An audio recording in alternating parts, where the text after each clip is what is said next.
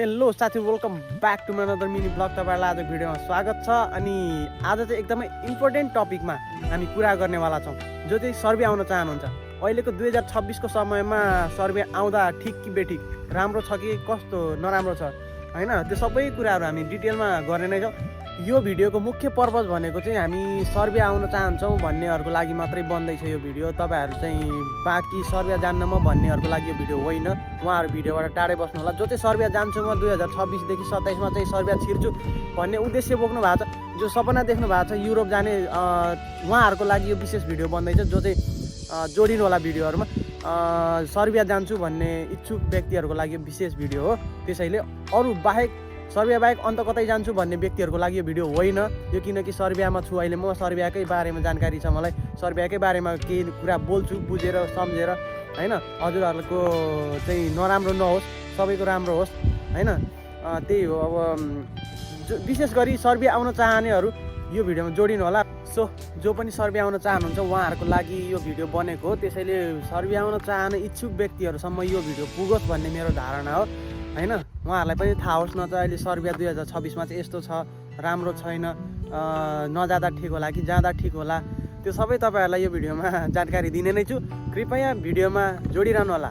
सबैभन्दा पहिला टपिक के आउँछ? काम, त्यसपछि स्यालेरी, त्यसपछि खाना, त्यसपछि ट्राभल। सो ट्राभलिङको कुरा गर्नुपर्दा चाहिँ बेलग्रेड भन्दा नोभी साद अलिक खर्चिलो छ ट्राभलको कुरामा चाहिँ, किनभने बेलग्रेडमा चाहिँ फ्रीको ट्रान्सपोर्टेसन, फ्रीमा चाहिँ नि के अरे ट्राभल गर्न पाइन्छ भने नोभी सादमा चाहिँ पैसा पर्छ। किनभने यहाँको गभर्मेन्टसँग के छ थाहा छैन, तर मैले बुझेसम्म चाहिँ नोभी सादमा चाहिँ पैसा पे गरेर गाडी चढ्नुपर्छ, ट्राभल गर्नुपर्छ, बेलग्रेडमा पर्दैन। सो यो त भयो ट्राभलको कुरा। अब अर्को कामको कुरा गरौँ है त। कामको कुरा गर्दा गर्दै तपाईँहरूलाई चाहिँ के अरे एजेन्सीले काम लगाइदिने हो। तपाईँ आफैले काम गर्नुहुन्छ भने तपाईँसँग हातमा टिआरसी हुनुपर्छ, तपाईँसँग भिजा हुनुपर्छ। पहिलो कुरा, पहिलो हतियार भनेको भिजा हो तपाईँको। तपाईँले भिजा यदि तपाईँको हातमा छ भने तपाईँले आफैले एजेन्सी छोडेर काम गर्न सक्नुहुन्छ। यो पनि एजेन्सीको थ्रुले, एजेन्सीले अथोरिटी दिएसम्म गभर्मेन्टलाई केही हदसम्म ट्याक्स तिरेर त्यो गर्न मिल्छ। यहाँको यो रुल्समा म माथि गइनँ, तर मलाई जहाँसम्म लाग्छ मान्छेहरूले चाहिँ के अरे बसेका छन्, आफ्नो टिआरसी आइसकेपछि, आफ्नो भिजा आइसकेपछि जुन आफैले एजेन्सी छोडेर आफै पनि बस्ने अनि काम पनि गरेको मैले सुनेको छु, देखेको पनि छु। इभन हामीसँग आउने दाइहरू पनि कतिपय गर्नु भएको छ।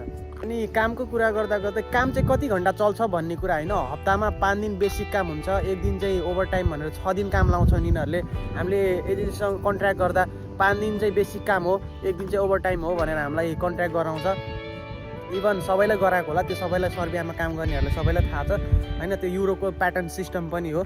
अनि 8 घन्टा मात्रै हुन्छ दिनको काम। तपाईँले ओभर टाइम पाउनुभयो भने त्यो तपाईँलाई कम्पनीले दिने काम हो। त्यो भनेको त्योभन्दा बढी गर्नुभयो, 8 घन्टाभन्दा बढी गर्नुहुन्छ भने त्यो कम्पनीले दिने काम हो। एजेन्सीले तपाईँलाई ओभर टाइम दिने होइन, एजेन्सीले तपाईँलाई बस काम लगाइदिन्छ। हप्ताको 5 दिन बेसिक काम, एक दिन गरेर 6 दिन, एक दिन ओभर टाइम हो।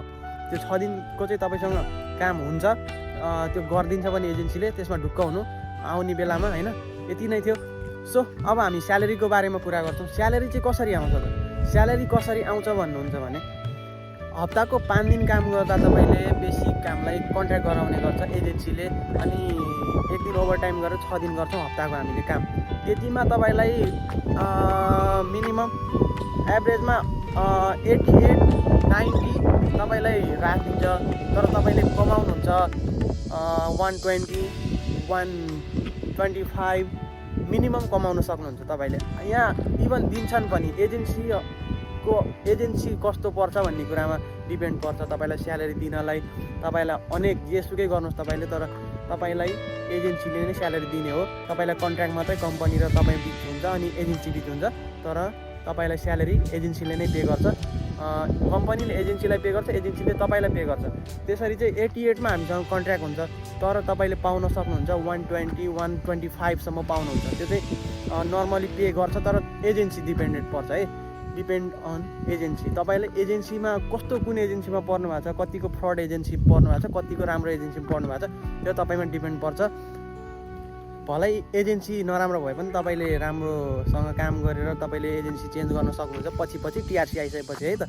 यसमा चाहिँ ढुक्क हुनुहोस् कि तपाईँलाई नेपालबाट ल्याए थोरै स्यालेरीमा काम लगाए त्यस्तो हुँदैन। तपाईँले पाउन सक्नुहुन्छ, आफूले मेहनत गरे जति पैसा पाउन सक्नुहुन्छ, स्यालेरी पाउन सक्नुहुन्छ। 120 चाहिँ एब्सोल्युट होइन, म्याक्सिमम् 120सम्म पाउन सकिन्छ, यति चाहिँ मैले भने। र अर्को हाम्रो अब घर कति पठाउन मिल्छ त, अनि आफूसँग कति बच्छ लास्टमा, है त। सो अब हाम्रो फाइनल टपिक के छ भने स्यालेरी पाएर कति घर पठाउन मिल्छ अनि कति आफूले राख्न मिल्छ, त्यसको बारेमा कुरा गरौँ। हामीले यहाँ खाने हो हिसाबले भन्ने हो भने हामीले 10 देखि 15 हजारको रेसियोमा हामीले मजाले मासु भात मन्थभरि मासु भात खाएर 10 देखि 15 हजारसम्ममा हामीले पुगाउँछौँ पैसा। हामीले इभन मैले चाहिँ पुऱ्याउँछु, अरूको थाहा भएन, अरूले कति खान्छन् के खान्छन् रक्सी खान्छन् भन्ने यताउता गर्दा त्यो पुग्दैन 15 हजारले पनि, होइन। जे होस् म्याक्सिमम् 15 हजारले मजाले पुग्छ मासु भात खाएर, है त, महिनाभरि। सो अनि घर कति पठाउने त, घर चाहिँ तपाईँले 1,30,000 देखि 40 हजारको हाराहारीमा तपाईँले नेपाल पैसा पठाउन सक्नुहुन्छ। त्यो पनि आफूले खाना राखेर इभन थोरै केही हदसम्म सपिङहरू पनि गर्न पुग्छ बनाउन, त्यति चाहिँ पठाउँछौँ नेपाल। हामीले चाहिँ पठाउँछौँ, अरूको थाहा भएन, तर जे होस् राम्रै छ, हाम्रो लागि राम्रो छ, तर अरूको लागि के छ कसो थाहा छैन। जस एजेन्सी डिपेन्ड पर्छ है, यसको सबै कुरा मैले अघि पनि फेरि भन्छु, एजेन्सीले फ्रड गर्यो भने तपाईँहरूलाई पैसा स्यालेरी राम्रो दिँदैन। त्यही भएर एजेन्सी चाहिँ राम्रो अलि हेरेर बुझेर मात्रै आउनु होला, त्यति हो मेरो सजेसन भनेको है। अब त्यही हो हाम्रो चाहिँ थोरै हदसम्म भनिहालेँ, अघि मैले स्यालेरी भनिहालेँ, म घरिघरि भनिहालेँ, त्यति चाहिँ पुग्छ नेपाल। त्यही भएर यदि आउन मन छ भने आउनुहोस्, अब होइन सर्बिया ठिक लाग्छ भने आउनुहोस्। मैले जाने जति बुझे जति जानकारी दिएँ, तपाईँहरूलाई के कुरा बुझ्न मन छ, के कुरा चाहिँ जानौँ जस्तो लागेको छ सर्बियाको बारेमा, त्यो तपाईँहरूले कमेन्टमा मलाई सोध्न सक्नुहुन्छ। कृपया सोध्नलाई नहिचकिचाउनु होला। भेटौँला अर्को भिडियोमा। आजलाई यति नै त है साथीहरू, बाई बाई साथीहरू।